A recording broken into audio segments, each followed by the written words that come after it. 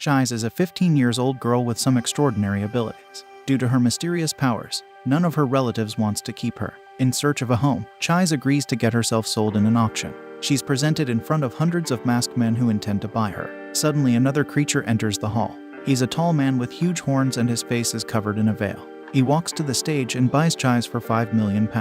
He takes her to a strange place surrounded by capsules having mysterious beings. After reaching a room, the mysterious man removes his veil and reveals an inhuman skeleton face. He introduces himself as Elias and calls Chise fortunate to be what she is. Hearing this, she remembers all the sufferings she has faced since her childhood. She's definitely not fortunate.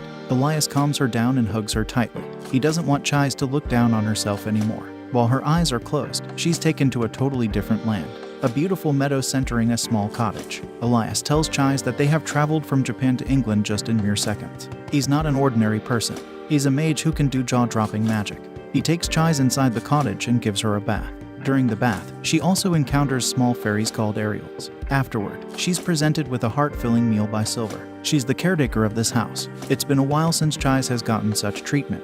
Elias tells her that she will be trained as his apprentice and become a mage too. He feels lucky to get her as she's from a rare race called Sleigh Beggy. A Sleigh Beggy is a person that can see magical beings like fairies and has a continuous supply of magical power. Mages use Sleigh Beggies as a mobile source of power. Besides that, Elias also calls Chise as his family and gives her a rare stone necklace. The word family keeps echoing in her head and she gets a peaceful sleep. One of the Ariels wakes her up and invites Chise for a walk in the forest. The Ariels take her to the depth of the forest and then offer her to join their world.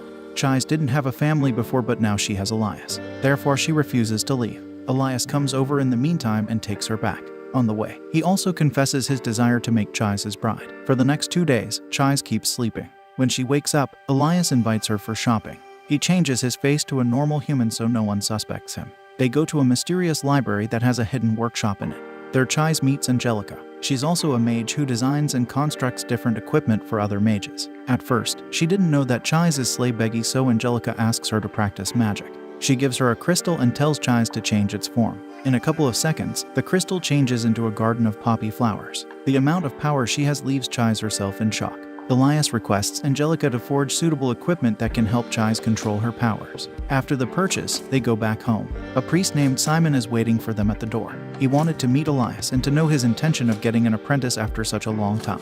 After his departure, Elias takes Chise to another place to show her some flying dragons. Suddenly, a huge silver dragon picks up Chise and takes her into the air. The dragon is guided by a golden-haired rider. He takes Chise to the secret land of dragons. The dragon throws Chise into the water and she gets all wet. Elias follows her too in the form of her shadow. The golden-haired man is the caretaker of the land of dragons. He's also a mage named Lindell, who met Elias 300 years ago.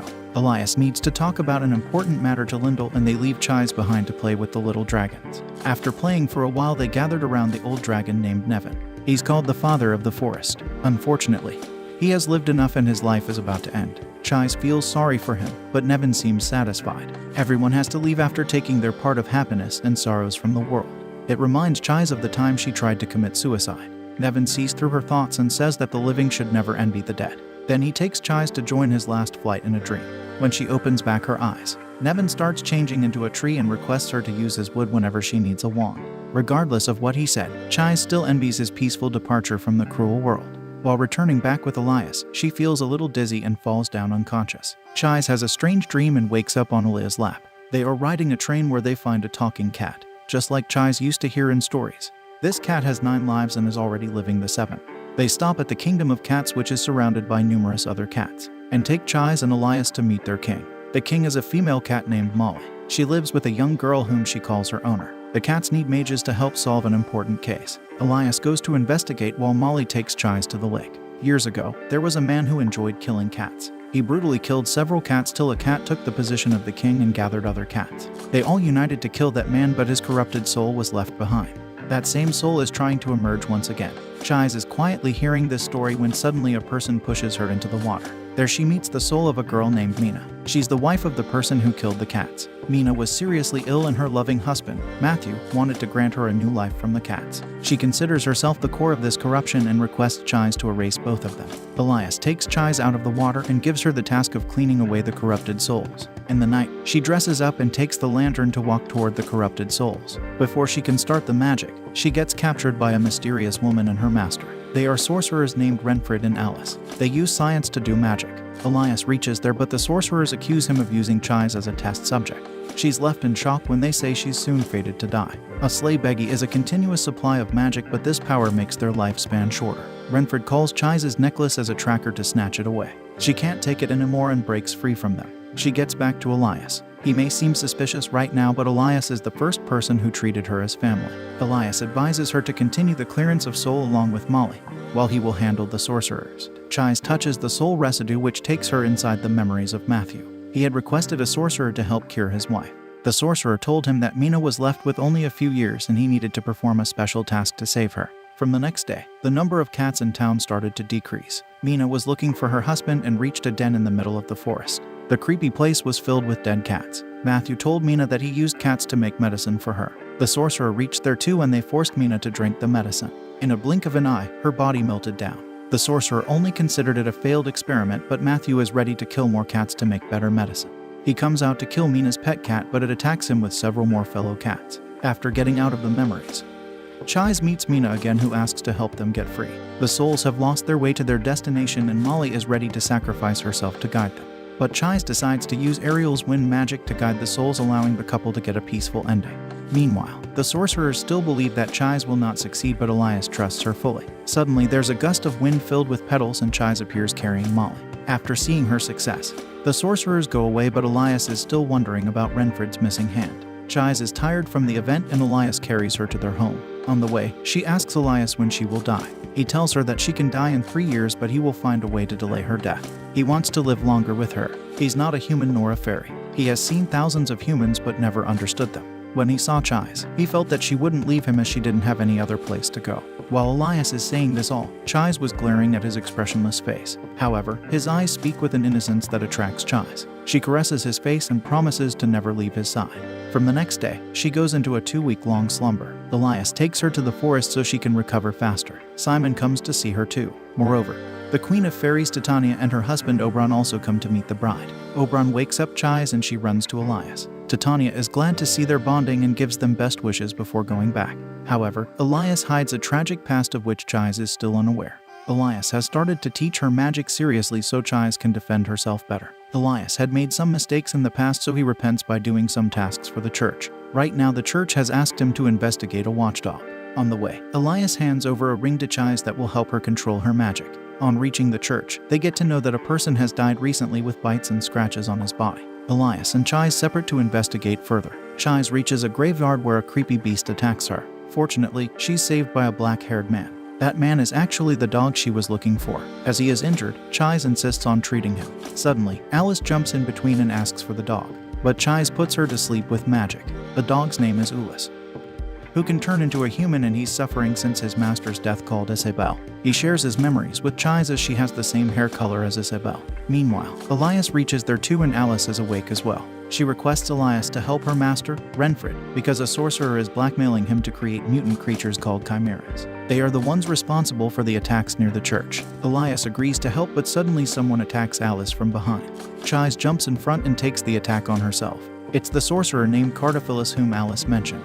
Elias can't stand his beloved getting attacked. His anger reaches its peak and he transforms into a huge, terrifying monster. Elias lets Chise fall down and Ulis catches her. Chise sees through the memories of Ulis. He always thought that Isabel would wake up again, but it never happened. He doesn't want to lose Chise too. Luckily, she is fine and opens her eyes. Meanwhile, Elias has cut down the chimeras and proceeds to attack Cardophilus, but Chise stops him. Renfred comes over and shoots Cardophilus, but he regenerates himself and presents a chimera he created with Isabel. Chise can't bear this inhumanity anymore. First Mina and now Isabel. Cardophilus keeps playing with innocent lives. Chise is losing her control and her magic is overflowing. Fortunately, a blue flame fairy comes in between and calms down the fight. Ulis shows his desire to become Chise's familiar. A familiar is a fairy that entrusts his life to his master and their fates become one. A familiar dies along with the death of his master. Chise feels reluctant at first, but then agrees as she doesn't want Ulis to be alone anymore. They make a spiritual promise and Chise gives him a new name, Ruth. He has overcome his emotions and kills the Isabel-faced chimera.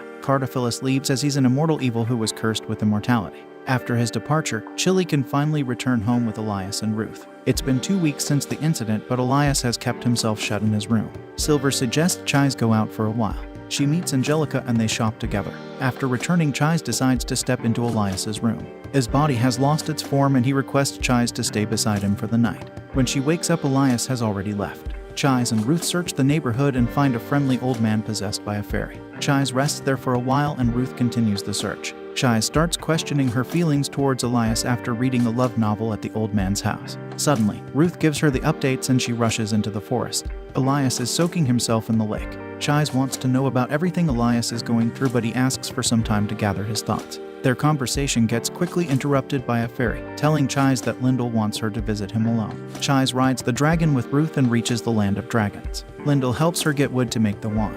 The night settles and soon, Lyndall wonders why Chise is so attached to a scary being like Elias. Chise tells him her story. Everyone wanted to get rid of her. Her mother committed suicide and her brother and father ran away. Elias was the only person who accepted Chise. Hearing this, Lyndall also decides to tell her his story. Mages like him were born hundreds of years ago, but they didn't know the purpose of their magical powers or the long ages. Lyndall felt depressed from his long life and set out on a journey. While passing through a frozen land, he found Elias, who at the time didn't remember anything about his past, and so Lyndall took him to his master. His master couldn't guess Elias's breed either and decided to give him into Lyndall's custody. They traveled together for years and visited different lands, but once they were running short on food. So Lyndall went to a village house to get food in exchange for healing, but the villagers saw Elias' appearance and accused them of being demons.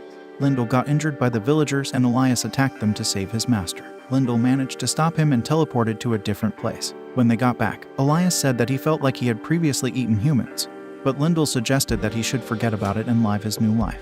Even after hearing this, Chise is still not scared of Elias and trusts him. The next day, Lyndall cuts her hair to use it to make the wand.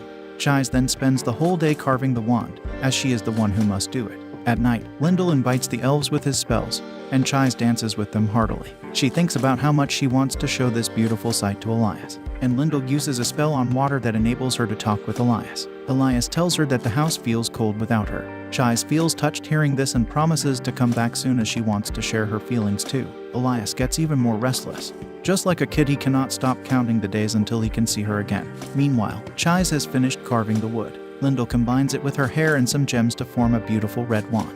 As soon as Chise holds it, she gets teleported to a place where she meets Nevin again. With the wand, their fates have been connected. Nevin advises Chise to take this as a chance to speak to herself. At first, she was afraid of getting kicked out of Elias's house, but then she became comfortable there. She knows that she can trust Elias, but at the same time, she's afraid. She cannot bear the thought that he might abandon her, just like everyone else did. Nevin tells her he's actually thankful to Chise's mother for not killing her. Otherwise, the little mage won't be able to help out so many people. Moreover, he advises Chise to stop holding back herself. Words lose their colors with time if they are not said at the right moment. Chise returns from the dream and uses her magic to transform into a fire dragon and fly back. She can't wait to see Elias once again and falls into his arms as she arrives. But the long trip made her tired. She fell asleep for 2 days, and when she wakes up, she thinks about all the warm people she has met so far. She thinks about how much Elias changed her life. For the first time, she has a place she can call it home.